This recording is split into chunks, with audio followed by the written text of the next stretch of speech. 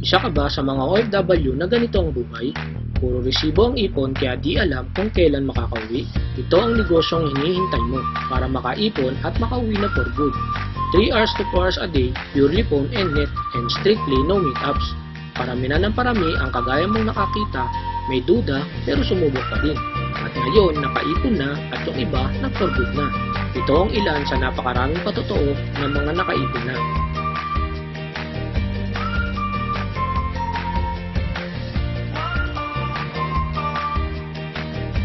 Napakarami nila, di ba? Bilisan na lang natin.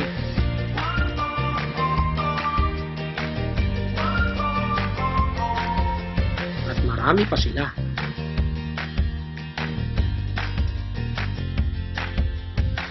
Di na tayo matatapos sa dami nila. Gusto mo bang kumita kagaya nila? Kaya kung sawa ka na puro resibo lang ang ipon mo at gusto mo makapag for good na, then contact the person and ask how it works. Just 1 hour of your time is all it takes. Huwag ka lang makinig sa mga negatibo sa paligid mo. Kung nakinig kami sa kanila, hanggang ngayon resibo pa din ang ipon namin. Huwag mong padesisyonan ang buhay mo sa kanila. Parehas lang tayo ng nakita.